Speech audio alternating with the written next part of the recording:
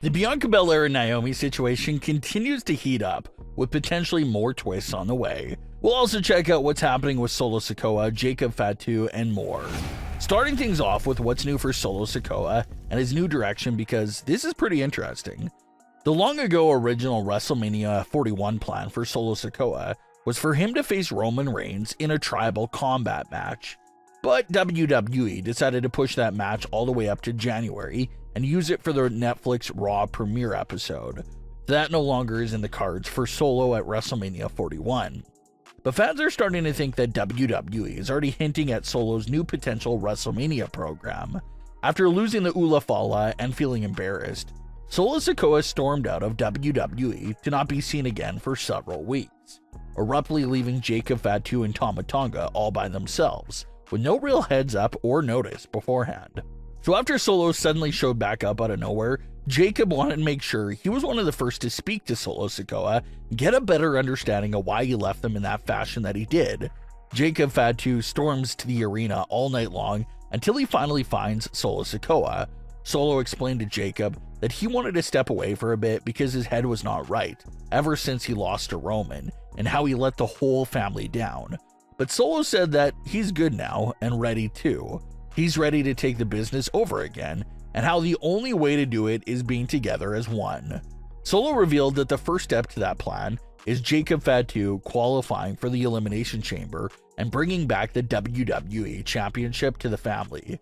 Jacob did not say a single word to Solo Sikoa and went to turn around to leave, but that's when Solo Sikoa grabbed his arm and told him that he loves him, which that itself is a pretty big moment, because over the last few months, it's been Jacob Fatu that's been the only one putting himself out there and publicly revealing his love and admiration for Solo Sikoa. Solo's never publicly returned that gesture and has never mentioned loving any of his family members up until this point right here. And with Solo Sikoa being a heel, that forces us to question how genuine he was being here with his statement to Jacob. Does he really love Jacob, or was he just saying it to pretty much empty-heartedly just try to manipulate Jacob to being back on his side again and fall in line? That's the real question here, and you got to assume that the answer probably falls more on the side of manipulation. Solo just wants his top spot back of leading Jacob and Tama, so he's going to say and do whatever he has to in order to earn their trust back. Which brings us to the main event qualifying match between Jacob, Damian Priest, and Braun Strowman. Solo Sikoa comes out during the closing moments of this match to try to assist Jacob in winning the match, but the help backfires due to Cody Rhodes coming out and the other outside interferences all happening at the same time. So Jacob ends up losing the match because of Solo Sikoa. Had Solo never gone out there, chances are that Jacob likely would have pulled off the win. So Solo tries helping and ends up costing Jacob his biggest singles opportunity to date.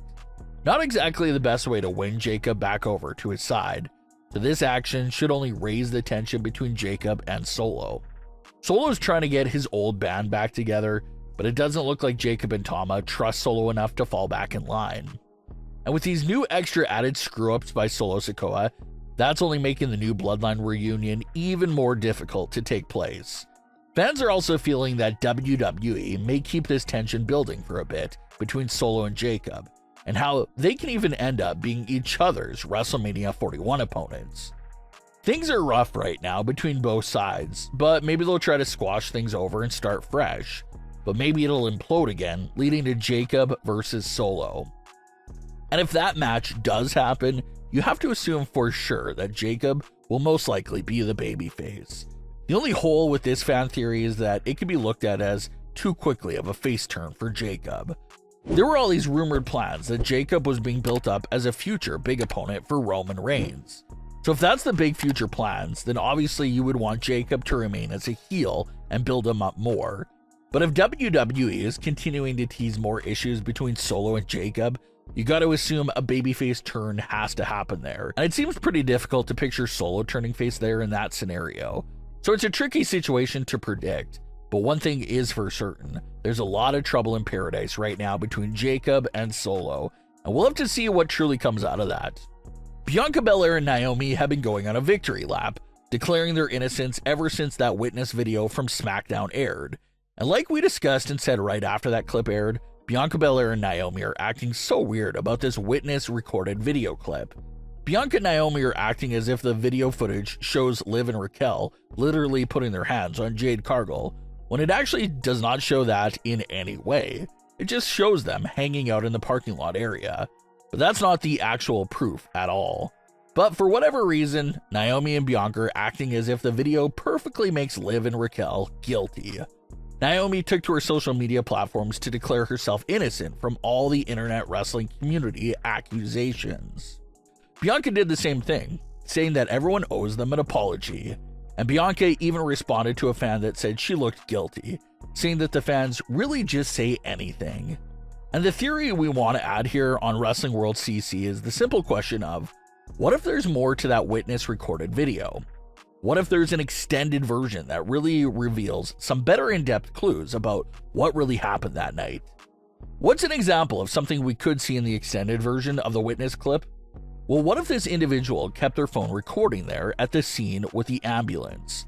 What if after Jade Cargill was taken away in the ambulance and all the WWE cameras left, what if we saw Bianca Belair and Naomi dabbing each other up and smiling? That may not be solid evidence that they did it, but dabbing each other up and pretty much celebrating as one of your best friends gets taken away in an ambulance is not exactly the most innocent look either. So you gotta ask yourself, what else did this witness see and capture that night? And could they possibly be holding on to a real piece of evidence? Usually when it comes to these sort of stories and these individuals that have evidence in their possession, what they usually love to do is drop a little teaser of the proof. And when the culprit still doesn't reveal themselves and wants to stay hiding, that's when they drop the second main piece of evidence that blows everything wide open. So you can't help but wonder if that could be happening right now. The witness dropped that first teaser, giving Bianca and Naomi a fair chance to come clean. But since they're now doubling down on being innocent, that's going to force the witness to reveal the big piece of nuclear evidence. So Naomi and Bianca are going on a parade right now of their innocence. But looking around the community, it's seeming like no one is buying Liv Morgan and Raquel as the attackers for Jade Cargill. It's too plain. It's too flat feeling. There has to be more to it. So we'll see if that extended version of the witness video does exist, or if Jade herself will be the one to return with the full story and truth. But what are your thoughts on today's stories? Leave your comments below. Don't forget to subscribe with all notifications on, and leave a like if you enjoyed. Thanks for watching, guys.